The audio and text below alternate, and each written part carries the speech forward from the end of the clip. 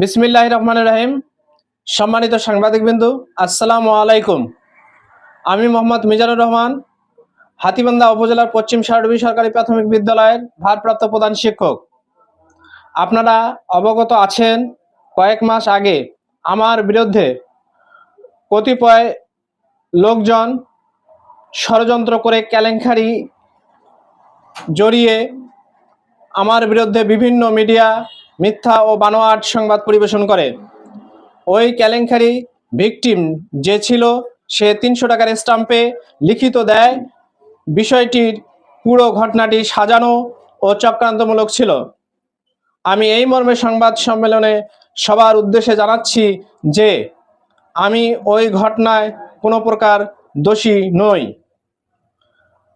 আমাকে কতিপয় লোকজন বিভিন্নভাবে ষড়যন্ত্র করে অত্র বিদ্যালয় থেকে নানা রকম ষড়যন্ত্র করে অপসারণের জন্য অপচেষ্টা চালাচ্ছে। এই একটি মহল, আমি তাদের এই অপচেষ্টা এবং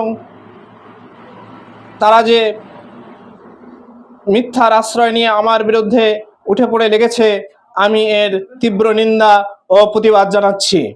সেই সঙ্গে শিক্ষার্থী ও অভিভাবকগণের উদ্দেশ্যে বলছি, আপনারা কারো কথায় বিভ্রান্ত হবেন না। আমি আপনাদের নিশ্চয়তা দিচ্ছি যে আপনাদের সন্তানদের নিয়মিত বিদ্যালয়ে পাঠাবেন এবং আমরা আমাদের সহকর্মী সহ সঠিক নিয়মে বিদ্যালয় চালাবো ইনশাআল্লাহ। সবাইকে সালাম, আসসালামু আলাইকুম। আমার সাথে তাদের কোনো শত্রুতা নেই, কিন্তু তারা চেষ্টা করতেছে আমাকে বিভিন্নভাবে নানা অপপ্রচার চালিয়ে আমাকে অপসারণ করার জন্য বিভিন্ন তারাও করতেছে। আমি এর তীব্র নিন্দা জানাচ্ছি।